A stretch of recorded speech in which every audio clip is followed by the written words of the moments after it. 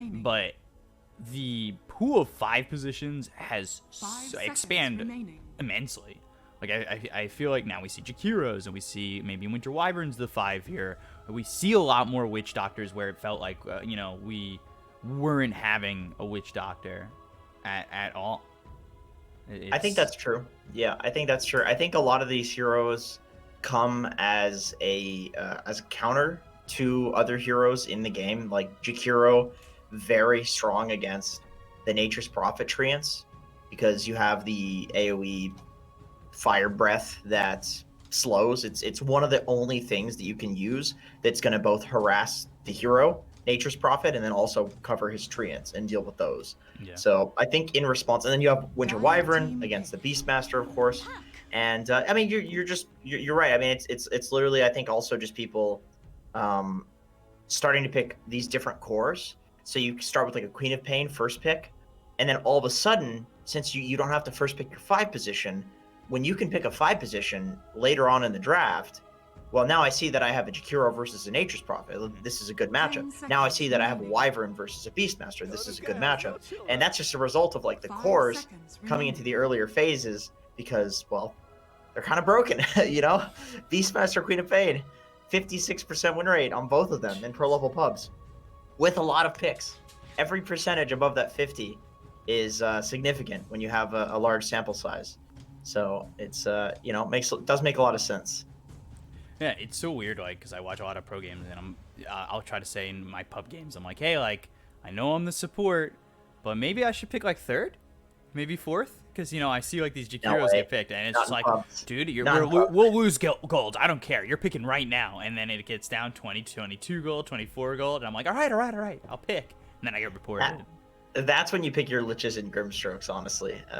Well, maybe not Grimstroke, because that's kind of like people picked it early in these pro matches because you combo with it, whereas with Lich you don't really have to.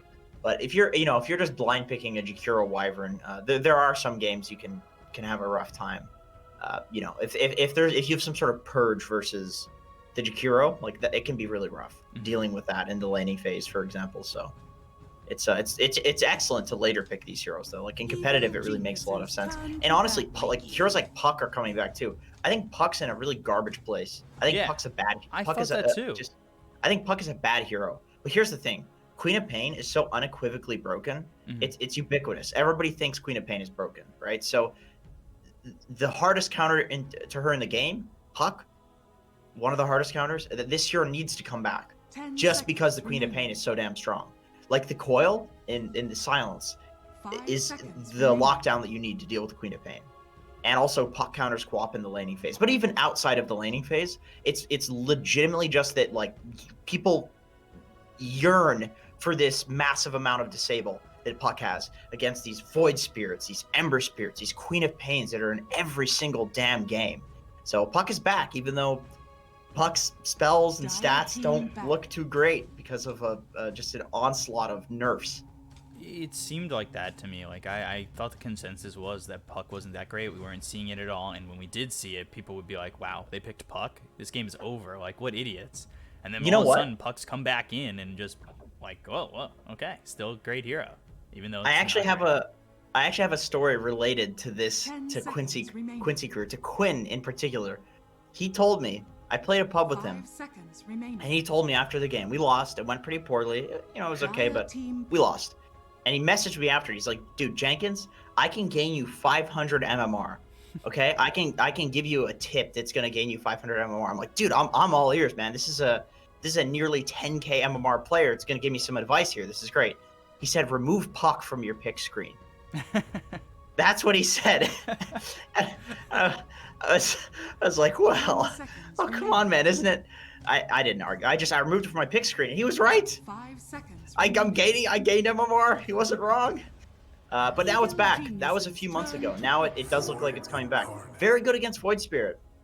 So it's interesting to me that SVG is willing to pick the Void Spirit into the Puck, even though Puck is considered to be a Void Spirit counter. Just basically saying, okay, this Puck here is not that good. It's really not that good. We're going to pick Void Spirit. Void Spirit's a way better hero than Puck is. Doesn't matter that it used to be a counter. It's just such a bad hero. We'll see. It's a battle.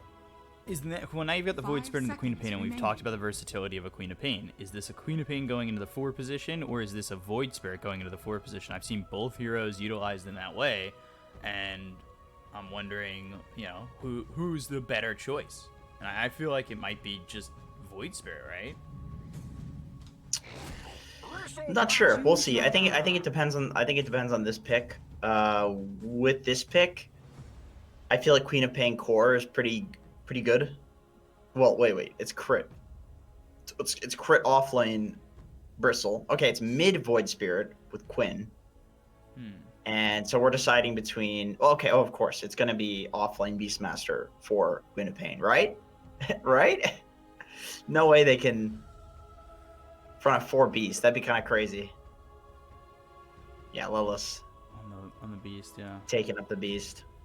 And he's coming in the offlane because he just, I think, officially is with Quincy crew now. So, which is awesome. I'm so glad. I'm so glad about that. I think Lilith, man, I've thought that guy is good for a long time. He is a force to be reckoned with. He's kind of like Moo. He's like that guy that you'll maybe get in a pub and no matter what the game, you can have 10 everybody on your team feeding 1 in 15. Like this guy's gonna have a good game. I mean, he has 2 9K MMR Smurfs. Like he's just one of those gems. And he's trilingual. He speaks Spanish, Brazilian Portuguese, of course, and then he speaks perfect English. So the guy is just in the Americas, like he could play on absolutely any team. And he's got the language down. And I think have you heard the saying? It's like if you speak in your language, you're speaking to someone's brain. If you're speaking in their language, you speak to their heart.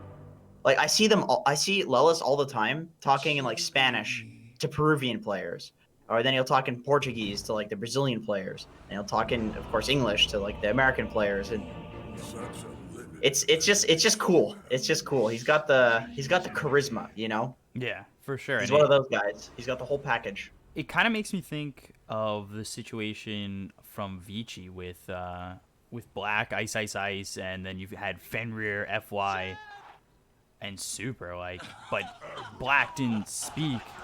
He didn't speak Chinese, and they had to translate through Ice was I believe what they talked about. But if you could just speak all 3 languages and kind of throw it down like that, it feels like that must be like great. You could have great communication. Yeah, definitely. I think one thing is like definitely a lot of the Brazilian players speak like basically perfect English. For most of the Peruvian players, it's about the same. So for the Americas, it's not so much that like a translator would be needed. It's just that if you speak like Spanish and you read the memes, like the Spanish memes, like you get them. You know what I mean? It's like some things don't translate well to English. So it lets you like communicate once again to the heart of, you know, Spanish speaking people or English speaking people or whatever.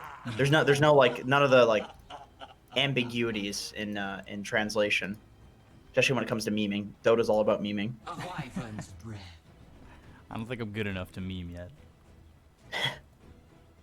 Everybody's good enough to meme. We all got chat wheels. Just depends on how much money you want to pay Gaben.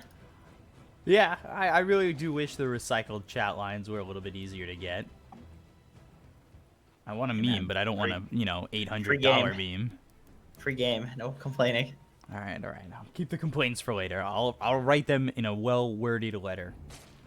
Nice. All right, let's get a Sage's Mask check. We have 1 on MSS, 1 on SVG. I think that's it. I don't think there's any on EG. Kitrak has a Windlace. Not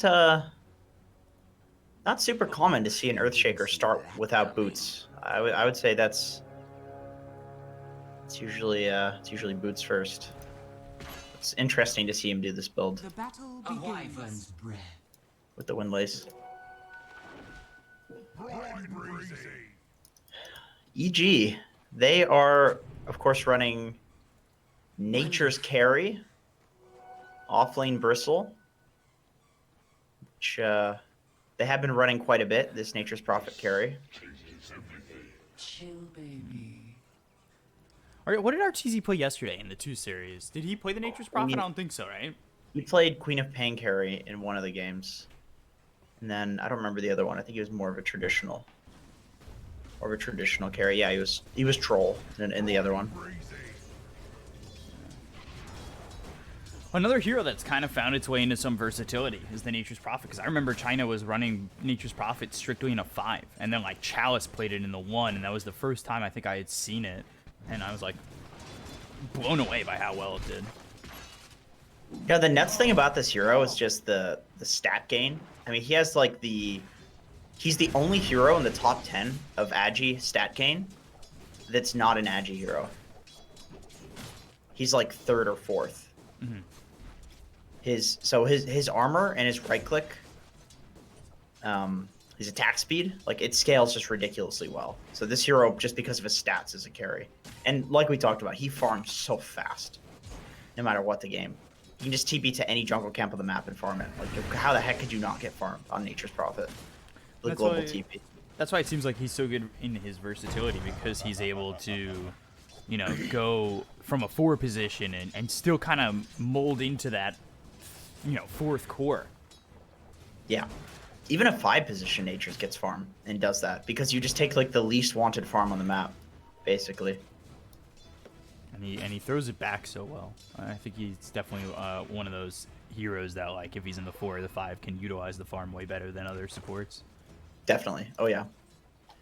Man, this top lane, this is not going well for Quincy crew. Crystal's putting on a lot of pressure up here.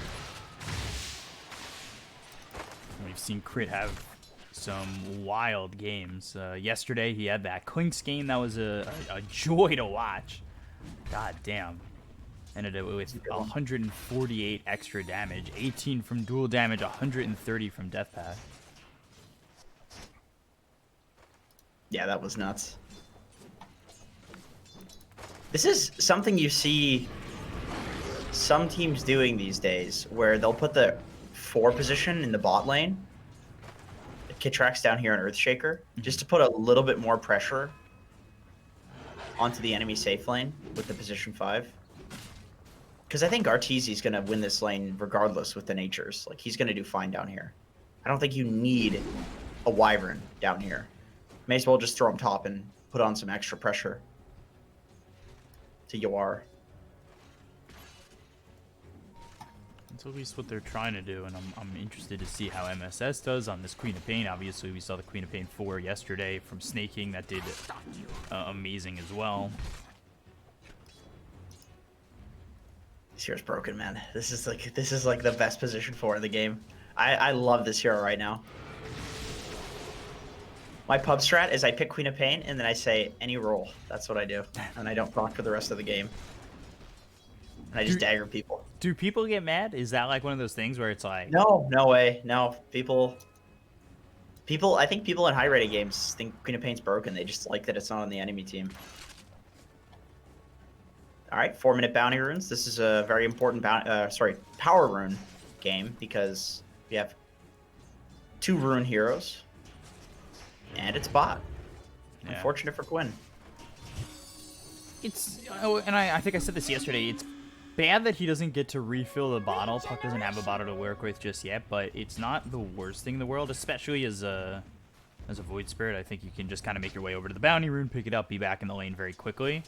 It is another minute where you don't have the utilization from your bottle, but it's not awful, I would say.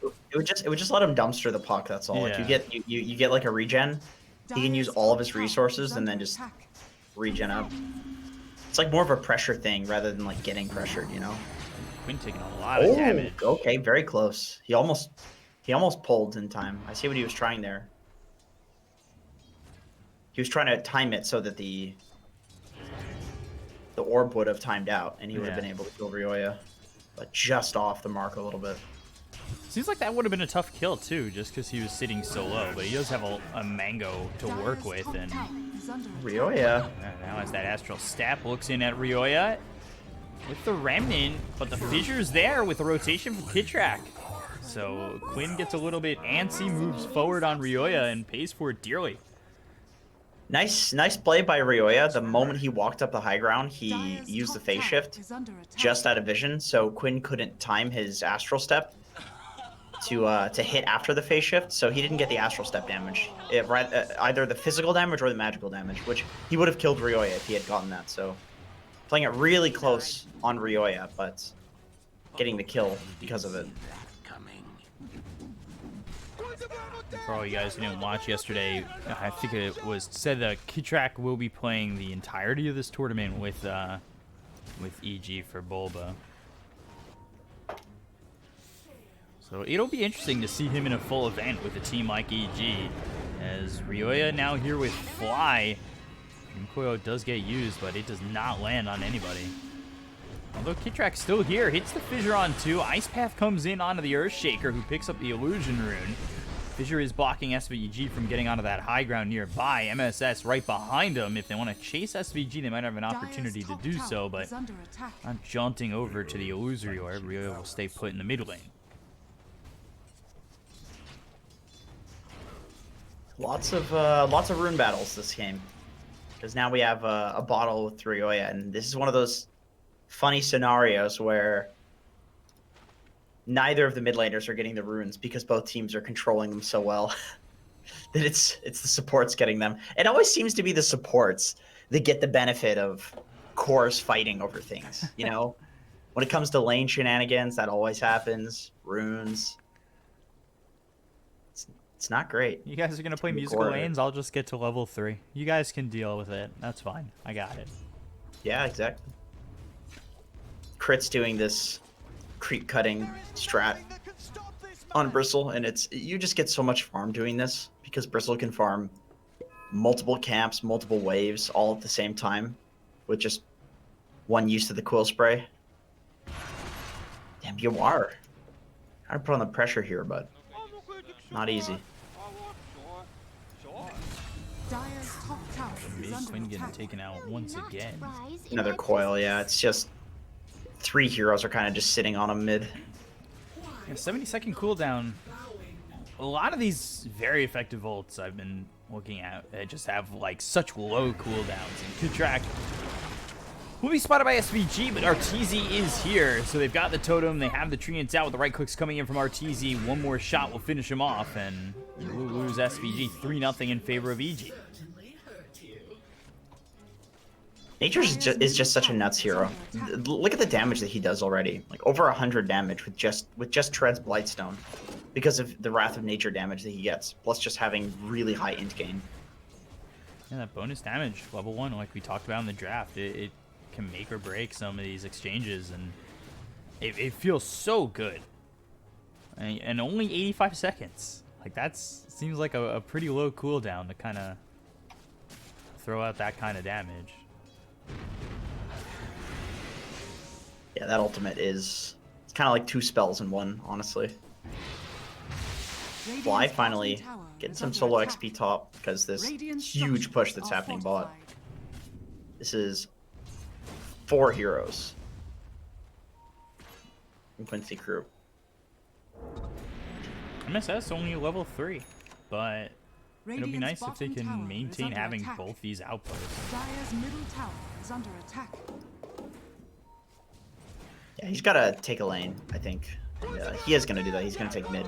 It's funny, sometimes the 4 position is lower level than the 5 because the 3 position is just totally fine laning by themselves. So they don't need or want any help. So you don't really have many places to be other than to maybe stack some camps. Arteezy starts to move over towards his top outpost. Kitrak here to defend him as well, so they'll try to get the split for the 1-for-1. As losing out on those outposts can be very devastating to your next couple minutes. That's another thing about Nature's Prophet that makes him so ridiculously strong right now, is the fact that he can teleport and get any outpost in any bounty rune. All you need to do is make sure that you have that cooldown available. Fly down south. Looks like you are scouting him. Yeah, It looks like he's long dead, but he's getting through these trees pretty well. SVG is still here with an ice path. That'll land. You are right behind him, and nicely done by SVG. I do my work. Dire's top tower is under A little bit of a defense there, but people are so good at predicting that, you know, Winter Wyvern's going to do this. Like, everybody knows that this is what Wyvern wants to do. You know, you sit in the trees, you Splinter Blast out, defend the tower for as long as possible, and you just press your Q and you run away. It's almost to the point where, like, maybe you shouldn't do this anymore just because people are so good at stopping you. They're going to be moving right here for Roar. And they're really looking to get the kill here onto the Bristleback. The Primal Roar, they'll finish him off. The silence a little bit too late from Ryoya, but he's got a Dream Coil on too. Can you follow this up with anything? Kitrick's only level 4. They'll throw a Fissure their way. Macro Pyre is down, and meanwhile, on the back of this fight, RTZ trying to fight MSS, who blinks away. So they don't get anything on the side of EG. They lose a second as Quinn gets the kill. And now RTZ, he falls too. The old 5v5 mid. Classic. See, you can kill a Beastmaster, right? You kill the hero. Who cares? He's all about the zoo. The zoo really is what killed RTZ there. And Yoar just comes in, he says, thanks for the kill, I guess. Yoinks the old last hit on Arturo. That was certainly not what EG were expecting when they started to turn that around, but it was very sloppy from them. Yeah, good on Quincy crew for just, you know, rotating everybody and playing really fast. And also, it was, you know, their smoke in the first place, so they, them being able to kill crit at the start there, I think that's not what you would expect for EG. Like, you don't think your basically tankiest hero at the moment is gonna just get roared and killed off at the start of a fight. Like, Bristol's supposed to be stronger at this timing. Dire are scanning. He's got a medallion so far going into the Vanguard. We'll see how quickly he can get his hands on that. Sitting 4th in the net worth, 300 behind his own mid Ryoya, who's looking blink, at least for the time being. I think it's a great puck blink game. Nature's Curse. Curse. They're making a double coil here.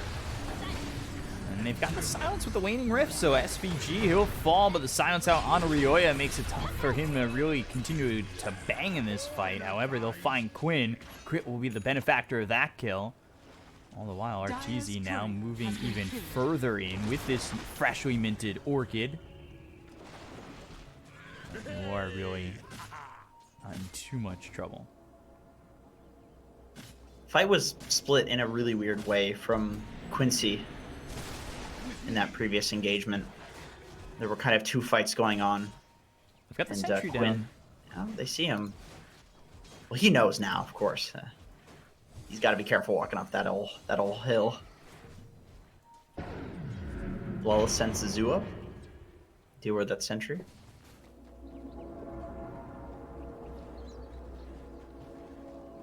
They're starting to take control of the jungle here. Especially right after a fight that didn't go their way. I'm surprised that they want to go up once again.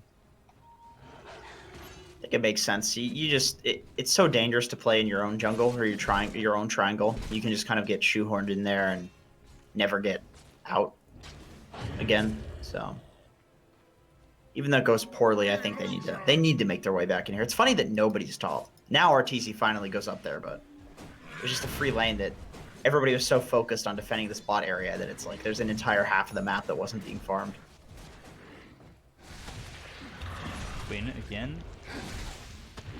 Just getting harassed a little bit here by Crit, who's starting to take this tier 1 tower over mid. Dire's middle tower But is under again, attack. just opening up the map so far for RTZ, going Orchid into the BKB. They have this blink finished on Ryoya, so things starting to get done here for EG. They're only up 2,000 net worth.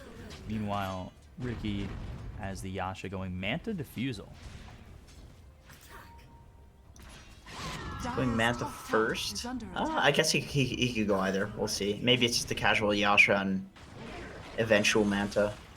It's funny how EG isn't really doing anything. They're just kind of standing in different lanes, and yet they're out farming. Like, they've just found out this positioning that they can have on the map where basically, okay, if crit is mid, then we can cause so much pressure.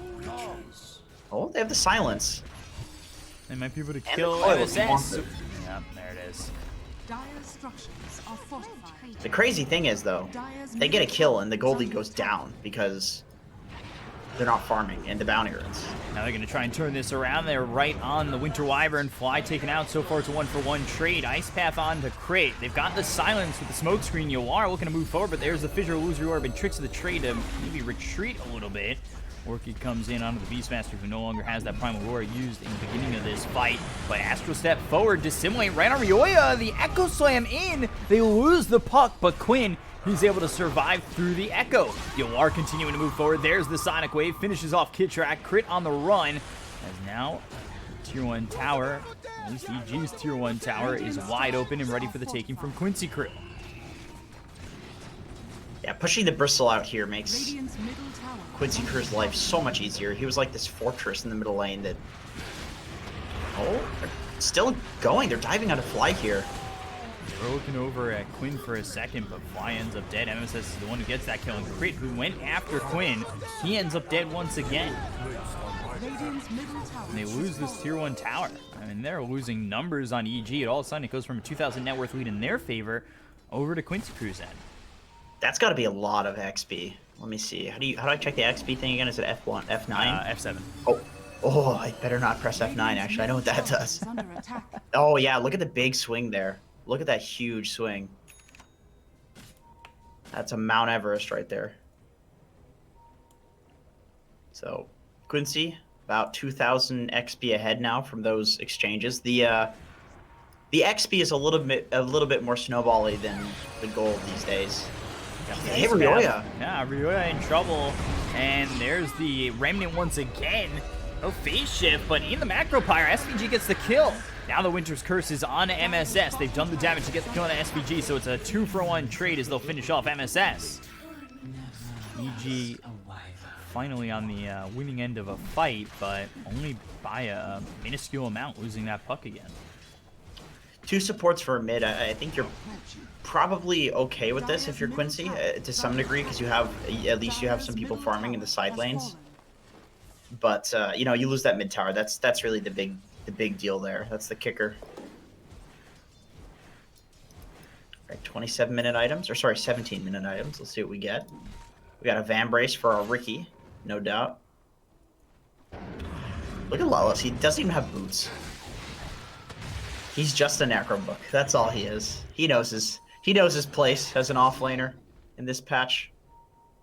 I am a zoo, ladies and gentlemen. Nice path right on the Fly into the 8th Remnant. And that is the kind of continual control that you need. And it'll make any kill really that much easier. That's definitely the focus target in this game. It's got to be Fly. I mean, otherwise he's going to turn the whole Beastmaster zoo against his team. Spot Arteezy, who's late with the silence. So the 8th Remnant comes in. They get the kill onto the Nature's Prophet. Now they look over at Crit, who will just fall back.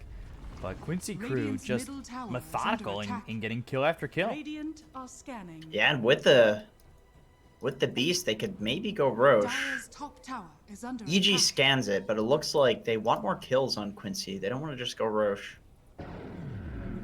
That's a little too early for that.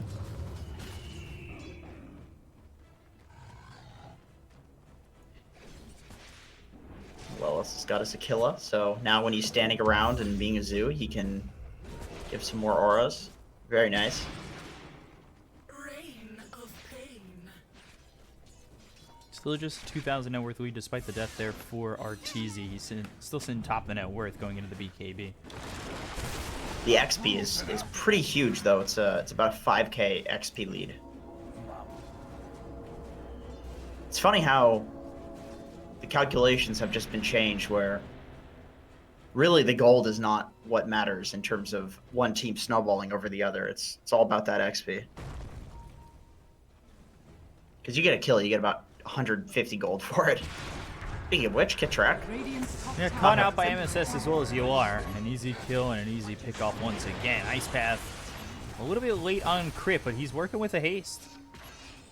Dream Coil comes Coil out. onto Yuvar. He tried to dodge it, but Radiant's middle Well, tower they've got is under 3 attack. heroes around him. They should be able to get this kill with the Orchid. They've silenced him up long enough to finish him off. So they do finally get the kill onto the Riki, who does have buyback. The Astral Step falling back for Quinn. Throws down the Ice Path, but Crit does walk around it. He'll be hit by the Yules from Quinn, and the rest of Quincy crew will try to retreat. SVG certainly still getting chased a little bit as Kitrak comes in with the Fissure. Illusory Orb over him. MSS, though, has the Sonic Wave to push them away.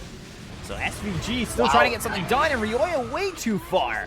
Macropyre laid down, making this fight a little bit more difficult to maneuver in for EG. Ice Path down, lands on Kitrak. Fly looking for something as in comes Crit, in comes Arteezy. Primal Roar locks up this Bristleback. Quinn, though, in some trouble. The BKB about to wear out. They'll get the kill on Kitrak as well as Fly. Once again, triple kill for Quinn. Continuing on as the Aether Remnant locks up Crit. Arteezy hit with the clumsy net thrown from MSS. This is just not really going that well for the side of EG. They still can't kill Quinn, but once he's hit with this Orchid, he is very dead, and they'll finally take him out. Yawar is back alive again and looking to re-engage on this fight, though.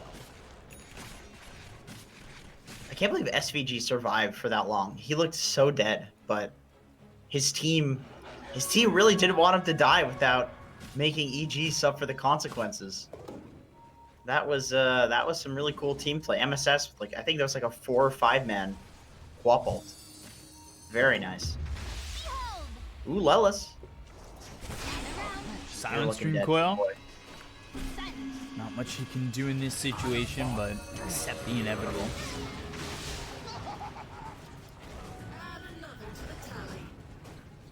Arteezy, look at how far ahead he is in the net worth, and it feels like he's the one who's keeping this net worth close.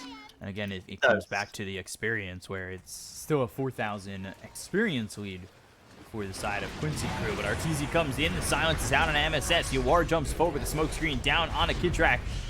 Has nothing to do there once he's silenced, and that becomes a huge problem. But MSS goes down to Crit. They'll continue to chase on Yawar, who's being dusted. Winter's Curse locks him in. They've done some damage, but can they get the kill? Jump back to SVG. Quinn waiting in the wing, ready to jump on EG had they moved a little bit more forward. But they find Arteezy. They've got the Aether Remnant into the Ice Path, and he needs to be very careful. Again, the continual control for Quincy crew is no joke. Didn't have to expend his BKB.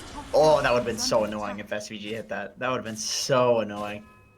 90 gold wasted. That's all it would be. Dire's top tower is under attack. Yuar's working on that Basher. That'll be pretty important.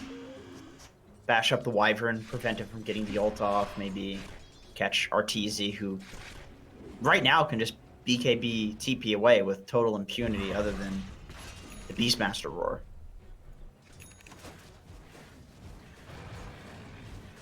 Okay, I was just gonna say, you got a Blink Dagger. Did he at least get boots before that?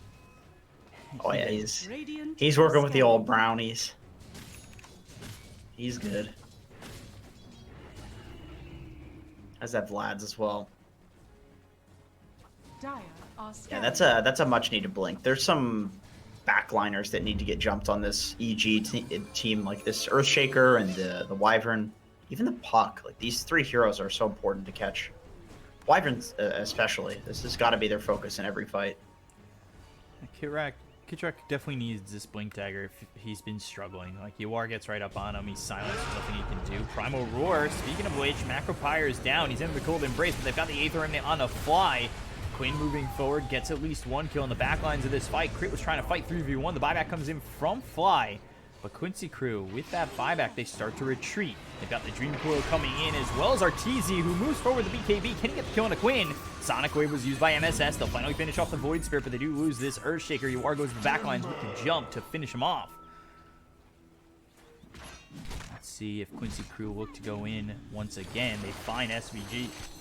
They've got the silence on him, but the Illusory Orb is into the Roche Pit, as well as the Phase Shift. Yawar is waiting to jump on somebody who finds themselves out of position. And he'll actually go after Arteezy. Roche is here to help him with that, as Crit goes onto the high ground and gets a little bit more information for the side of EG, as they might look to fight and continue forward to get onto Quincy crew. But MSS, he's in the front lines, and that is not the spot he wants to be in as he loses his life.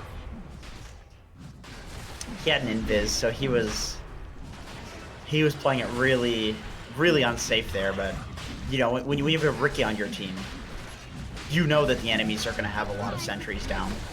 And just playing it a bit greedy there. I think as a Queen of Pain, you don't expect people to sentry you with your Invisor.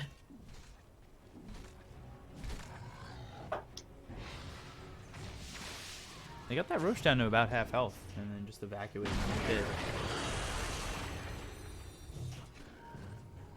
They're being safe. It's really hard to fight a Jakiro in the pit. It's hard to fight an Earthshaker in the pit and Winter Wyvern. It really doesn't seem good for whichever team is trying to take the Roshan. It seems great for the team that's trying to contest the Roshan in this game, though.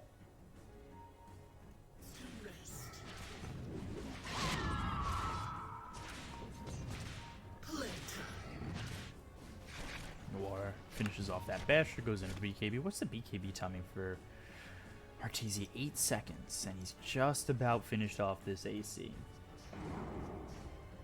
He hasn't really used it. He's very...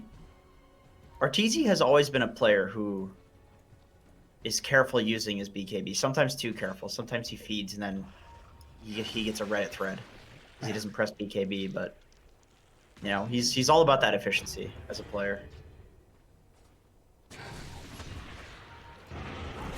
Fly spotted, Primal Roar, and Macropire down. Quick kill there on the Winter Wyvern, who brought back in the last engagement, so gone for a minute. Yeah, that's huge. So they could walk into Roche. I don't think they should anticipate that Kitrak probably has a blink at this point. It's like so late that he should have one, but I don't think they've seen it yet. Unless he's walked over some... Moving forward and just trying to get some information for the team. The Fissure comes in and hits onto 3 of these heroes, but Yawar just slapping down Crit, gets him down to half health. Assimilate forward, and now onto the high ground. He's been silenced and hit with the Dream Coil. Yawar jumps forward with the smoke screen. Sonic Wave pushes Crit even further away. They use the Echo Slam just on a Quinn. They'll get the kill on a Crit. He'll buy back immediately. They'll take out the Void Spirit. He buys back as well. So Arteezy now with this BKB already used, tries to go after SVG, lands the Ice Path. They take out the Nature's Prophet. They'll finish off the Earthshaker. And all of a sudden, it is really looking grim for the side of EG. However, start to turn it. They get the kill on SVG. The Winter's Curse is out. Fly helping to get this kill onto the Queen of Pain. So numbers starting to fall here for Quincy crew as Yawar looks deep past the tier 2, potentially going in for Ryoya, but doesn't want to make the jump. Avoids the clumsy net with the Manta and will continue to just move towards his exit. But with Quinn back into the fight, they are still controlling this triangle and maybe looking to re-engage.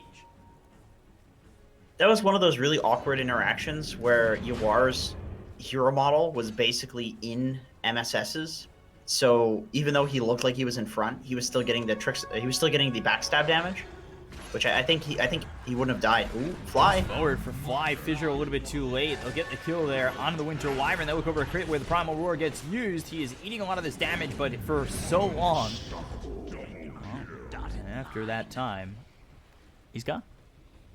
And they get everybody around him, and there's nothing to help him out. They don't have Arteezy. They don't have Ryoya too close to maybe help him evacuate the situation, but... boy. And that Riki basher has been paying dividends in these fights. He's just bashing Wyvern before he can get the Cold Embrace off, and bashing Arteezy through the BKB. Very annoying. Oh, Quinn takes it. Okay, it makes sense. He bought back, so just playing it very safe here. Yawar's got buyback available and about 3,500 gold. He's been racking up the kills. I'm ready. Or is it raking up the kills? I don't know, man. Dire's bottom tower is under I think attack. racking up the kills? Yeah, Worthy for sure. tribute. I mean, you could rake in the kills. Oh yeah, that's true. It's like bad rap versus bad rep. Like both Work. both work, but people say it's a bad rap. Like that's the original. That's what they say about my casting. Bad rap. Really, Radiant's really. top tower is under attack. Like your B rabbit, like that sort of rap. Like your, What I'd give, you know? Gotta be rat. yeah. Radiant structures are So let's see, fortified. what's UR going for now that he's got this Basher Manta as well as the Radiant's top tower BKB is under freshly attack. into his inventory. Scotty next. Looks like it. surprising that he's not going for like Abyssal or Radiant's top tower has Butterfly or something along these lines. But, Death's bounty. you know, more BKB piercing stuff is just going to be great for killing RTZ, slowing down and kiting the Bristle, killing these backliners. Like it just really feels like a good game for these kiting items.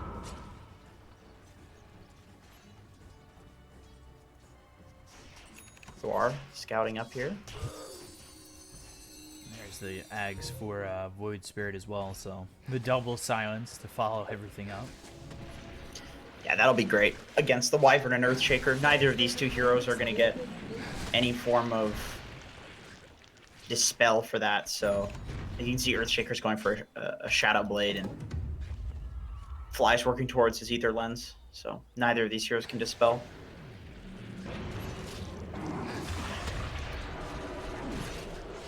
Crit is trying to abuse Quinn. Really not feeling much of it.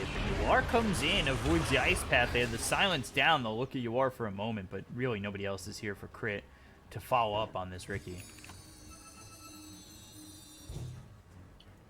Crit's been doing a pretty good job this whole game of just playing as far up as possible without feeding too much. Like, you know, I know he doesn't play offlane. He's not an offlane player as a main, but he's been doing a pretty damn good job. Silence onto the Beastmaster. Arteezy just got handed 42 extra damage from the Wrath of Nature. They came in on this. He took a couple of right clicks and backed away, but Kidrak, nice fissure into the Sprout. SVG, one more shot. Can he get the kill? No, he can't. Echo Slam committed on Alelis. There's Arteezy moving forward. The Ice Path lands on both of them. So they'll have to search into the trees to try and get SVG, but SVG, and he's not playing the puck, but he's felt as elusive as a puck this game. Middle tower is under attack. Somehow, on a Jakiro, one of the least elusive heroes you could imagine. He's juking and jiving, as they say. Yeah, SVG. Looking so good so far. You are hunting. It's hard. It's harder for UR to hunt without the defusal, though. It really is. Like he's really banking on bashes, and I mean he's been getting them. But you know, it's not a guarantee that if he goes on somebody that they're insta bashed. Does he have the talisman coming out? No, I think he switched off the halberd to Assange and Yasha. Huh? Yeah, you're right. That's interesting. I guess they feel like they need more. They need more carry. They need him to do the right clicks. They need him to do damage, rather than just be tanky. Because Bristle does do a lot of right click damage when you get level 25.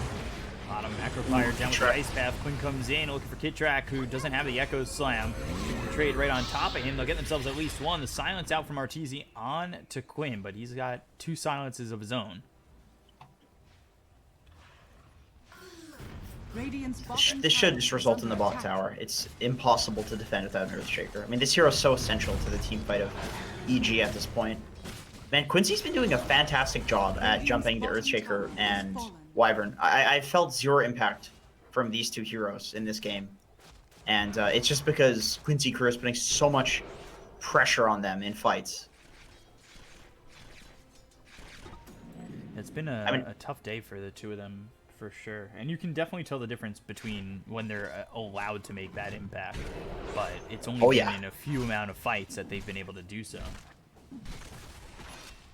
Yeah, exactly. Imagine if there's been like 2 or 3 man Winter's Curses and like 2 or 3 man Echoes. I think this game is just hugely in favor of EG. I think EG is destroying if we see any of these happen, but they haven't happened at all because every single time Quinn is jumping the backline, and same with Lelis. Like Lelis is super patient with his roars. He's only ever roaring the Wyvern or the Earthshaker, or he roars somebody else while Quinn is disabling the Wyvern and the Earthshaker.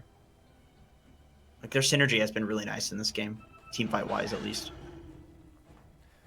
Arteezy, he does have 20k net worth, but you can see the drop off from him to Crit and Ryoya, and it certainly felt like, yes, the net worth is close, and it's only a 2,000 difference, but it certainly feels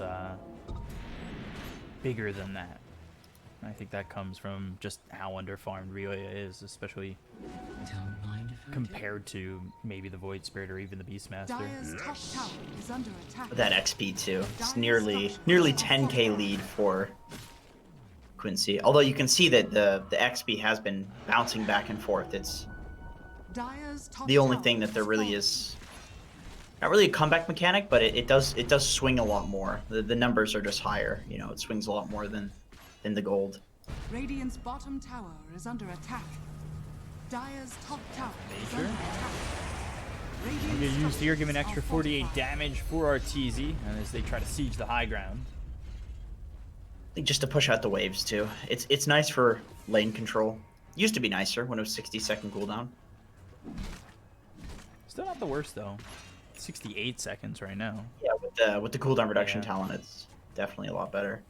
I think that's half the reason they Dire's top tower changed it is to be under like this, attack. is because of that cooldown reduction talent that they added. You are spotted. They've got the sentry down. Still a hard kill to get. The sentry will be placed by SVG. As Arteezy comes in, they've got themselves the Dream Coil. The BKB is going to be popped by this Riki. Riki, though, he's leashed up, trying to fight crit. I don't know if this is exactly what you want to be doing as he starts to jump away, but just barely. I think if any more pressure was on him, then it could have been really problematic for Yawar. Very patient though. That's a puck Really egg. needs to be careful. Yeah, he silenced Ice Path as well as the Aether Remnant, and that Sonic Wave, the Force Staff saves Rioya. The Winter's Curse locks in Quinn. Arteezy comes over. Now the Yules is there, but Layla's with Primal Roar out on a kid track. Macropyre down, a lot of damage onto the Earthshaker. No Echo Slam. He'll buy back immediately. Rioya ends up going down. That's the second gem for the side of EG, but they take out Yawar, and he does not have buyback. Oh boy. Arteezy moving forward into the Aether Remnant, but crit, they'll strive on and look for SVG. TP under the tier 2 tower. Is the damage there for Arteezy? No, it's not. Again, SVG makes an escape.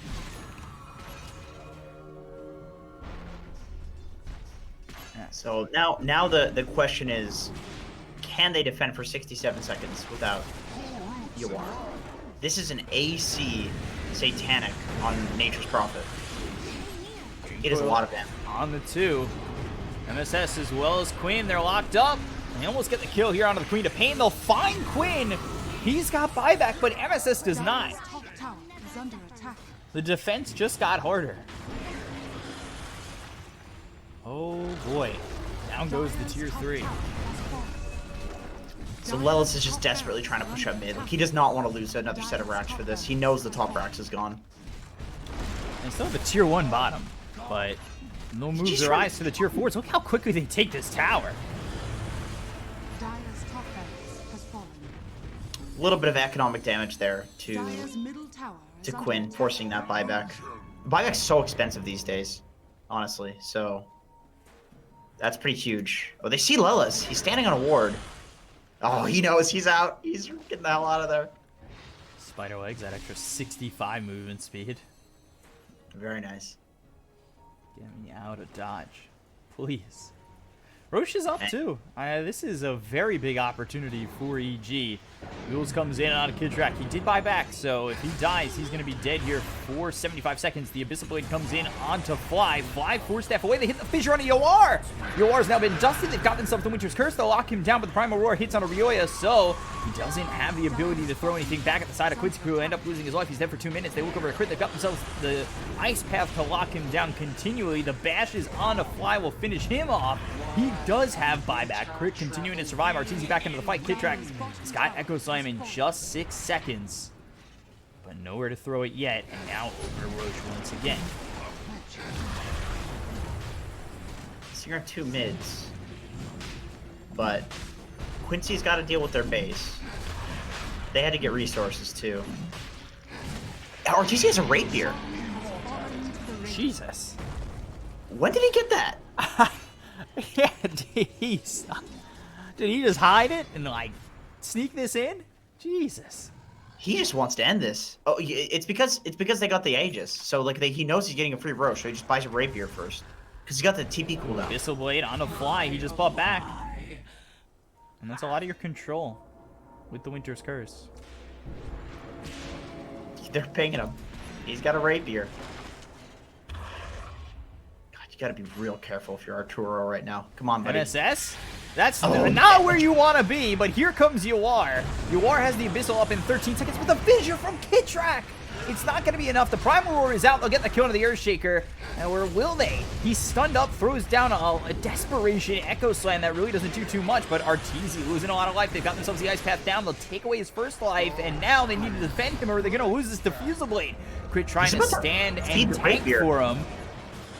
As Arteezy now needs to leave. Yawar, Abyssal is available. Here it comes. Now the damage is out, but the BKB has been popped. So he looks over at Yawar. Oh my god!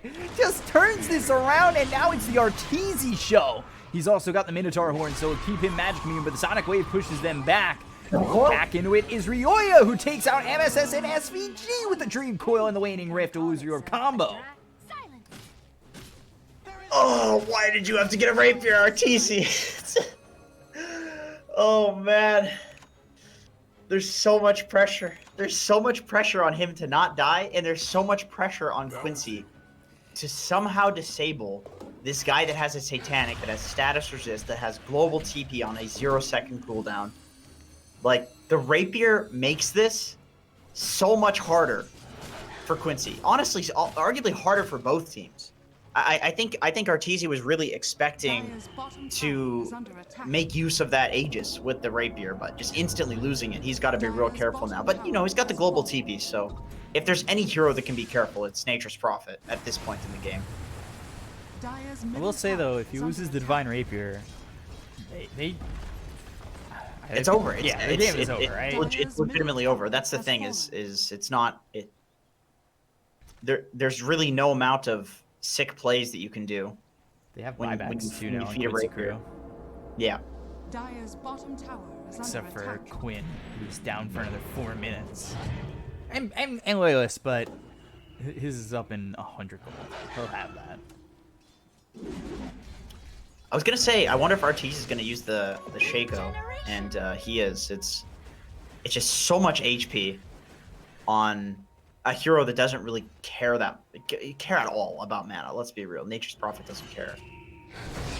They'll jump forward. They've got the fissure. Going back. Good echo this time for Kitrak. Whoa, my god. Yawar, wait, whoa. He does not have buyback. He's short 400 gold. It's very expensive these days. I swear he just had it, but they'll also take out Leas, who he does have buyback. He did have it, but when you respawn, then you're gonna lose some amount of unreliable gold, right? When you die. So, and there's way less unreliable gold now, or reliable gold. They're gonna try and go in onto the tier 3. They'll take the tier 3 mid. They continue to pressure, looking to potentially finish this game. They're up 17,000 net worth. They're still working without Yawar. Yawar short buyback, and they're going to have to hold for 60 seconds. The Cold Embrace heals up crit. They'll go after the racks. You look at the damage that Arteezy is able to put on these buildings, but he still needs to be very careful. Ice Path lands, but they just don't have the follow-up. If they had Yawar, maybe it would feel a little bit better, but at the end of the day... He's got a full sheep now. Sold the boots. Arteezy. Steeping in. Right in, actually. And into the Ice Path. Dual Breath. 2 sets of racks. They'll end up gone. The Dream Coil hits onto 2. The Blade Mail's popped by Quinn. Ryoya moving forward. Macropyre is down, but the Fissure hits on 2. They've got the kill on SVG. They look over at Quinn. He's Yule's up, hexed up, killed off, gone with no buyback. The clumsy net comes in onto the Queen of Pain, but back near that well. They don't want to dive all too far as they look towards, pushing in this space and finishing the game. Yawar now up in 5. No buyback available on Quinn. He's short the gold and doesn't have it off cooldown. Mega creeps are here for the side of EG. That's it? I mean, they need to kill Arteezy right now if they want to. Seems like one last attempt. They've got the Waning Rift. They'll get the silence out onto the Beastmaster, but now the Abyssal Blade comes through on a crit. Or actually, I think it came from crit. The Abyssal Blade now out on a Kitrak. The Ancient's down to about half health. They're just going to finish the game. Yeah, they're not even going to worry about these heroes, and EG take game 1. This is the sort of game that, this is why people call Arteezy the LeBron James of Dota. I mean, I'm not into basketball. I'm not a big I don't know if that's a good analogy anymore, but that's he just completely hard carrying that. I mean, I don't want to take away from the supporting cast. They did their job, but he had 30,000 net worth at the end. Look at his net worth. He's almost double the next guy. How can you compete with that? Like, that was such a stellar performance. And really, it just goes to show for just in general. I mean, it's a really easy mistake to make, but how punishing it can be to fight directly outside of your base. Because if you do that and you die and you don't have buyback, just like that, you lose a Rax. And EG, when they saw that opportunity and they saw that it was likely that Quincy Crew did not have buyback on some heroes, they just dove. Like, they made Quincy Crew bleed every single time that they could after that initial fight by the Quincy Crew base. And that was the big throw. Like, I appreciate the Rapier pickup from Arteezy, really clutch way to end the game on top of the Roshan. They played really fast after that, but really it was the fight in front of the base that sealed the deal for me in this game. Yeah, it was a great job by Arteezy, a great job by Crit too. I definitely felt like there was times where he was just getting he was the sponge. Everybody, their face, yeah. Oh, yeah. Everybody come at me, while Arteezy is just slapping you down and getting the kills and continuing to farm up a Rapier, Satanic, Bloodthorn, and a Hex AC. I mean, 40,000 almost net worth of items. Jesus. Yeah, that's nuts. He basically had all the most expensive items that you could fill your inventory with, barring like a Moon Shard and a Consumed Dags. Yes, so EG really take game 1. I mean, that was amazing. That was great. So a good game from them. They'll be back for game 2 in just a moment against Quincy Crew. I'm your caster Bkop, joined here by Jenkins at Bkop92 on Twitter, at JenkinsDota on Twitter. Follow us to know when we're casting next. We'll be back with game 2 in just a moment. Stay right there. Appreciate you guys. Love you.